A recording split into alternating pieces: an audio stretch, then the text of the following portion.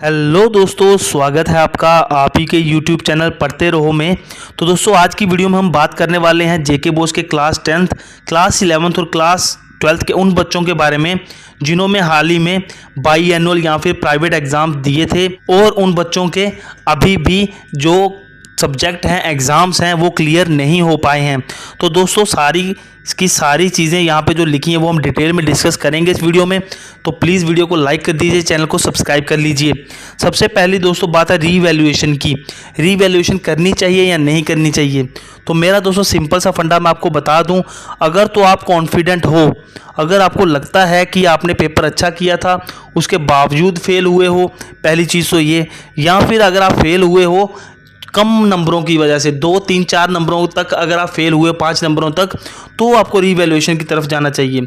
ऐसा नहीं कि ज़्यादा नंबरों से फेल हुए और आपको पता भी है कि मार्क्स नहीं बढ़ने वाले हैं, तो फिर आप रीवैल्यूएशन की तरफ मत जाइए, अगली बार एग्ज़ाम देने की तैयारी कीजिए।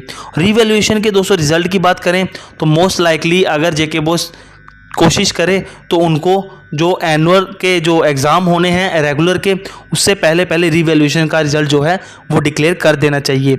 ग्रेस मार्क्स की दोस्तों बात करें तो दोस्तों ग्रेस मार्क्स जो होते हैं ना, वो जब आपका रिजल्ट बनता है, जब आपको मार्क्स दिए जाते हैं ना, उसी टाइम पे दोस्तों आपको ये ग्रेस मार्क्स मिलते हैं। ऐसा नहीं है कि रिजल्ट डिक्लेयर हो गया उसके बाद आप किसी से पूछो कि ग्रेस मार्क्स मिलेंगे या नहीं मिलेंगे, ऐसा नहीं होता। ठीक है दोस्तों, ग्रेस मार्क्स जो मिलने होते हैं वो आपके रिजल्ट बनते टाइम जो आपको मार्क्स मिलते हैं उस टाइम पे अगर देने होते हैं तो मिल जाते हैं, बाद में रिजल्ट के ये ग्रेस मार्क्स नहीं मिलते। तीसरी चीज़ दोस्तों, काफ़ी सारे बच्चों का ये सवाल आता है कि स्पेशल एग्जामिनेशन होना चाहिए। ठीक है, लेकिन दोस्तों मैं आपको क्लियरली बता दूं कि जेके बोस की एक चीज़ है कि जो उनका जो ईयरली एनुअल कैलेंडर होता है वो उन पे स्ट्रिक्टली कंप्लायंस रहते हैं। कहने का मतलब ये है कि जो उन्होंने अपने एनुअल कैलेंडर में लिखा है बेसिकली 99.99% वही होना है। बाकी स्पेशल एग्जामिनेशन का अभी तक ऐसा कोई केस है नहीं। अगर ऐसी कोई चीज़ सामने आई या ऑफिशियल्स कुछ ऐसी स्टेटमेंट देते हैं मीडिया में आके या उनकी ऑफिशियल वेबसाइट पे कुछ आता है तो हम आपको इस पे डिटेल वीडियो बना के बता देंगे। ठीक है, अब दोस्तों नेक्स्ट चीज़ आती है कि अब आगे क्या करें। आगे क्या करने का मतलब सिंपल है, फंडा है दोस्तों। मेरे हिसाब से 10th 11th 12th के बच्चे हो आप, अगर आपका पेपर ठीक नहीं हुआ है, अगर आप फेल हुए हो तो टेंशन लेने की बात नहीं है। फेल तो हो गए, पहले रेगुलर में भी फेल हुए थे, अब प्राइवेट में भी फेल हो गए। अब दोस्तों आपको कुछ नहीं करना है, जो भी आपका एक सब्जेक्ट फेल हुआ है आप उसकी तैयारी कीजिए।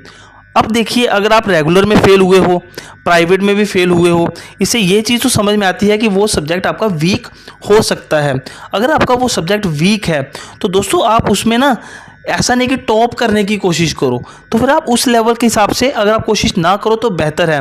आप उस हिसाब से कोशिश करो। सबसे पहले मान लीजिए आपका गोल होना चाहिए कि भाई मैं उन चैप्टर्स उनकी तैयारी करूं जो इजी हैं और जो मुझे पास होने में हेल्प करेंगे।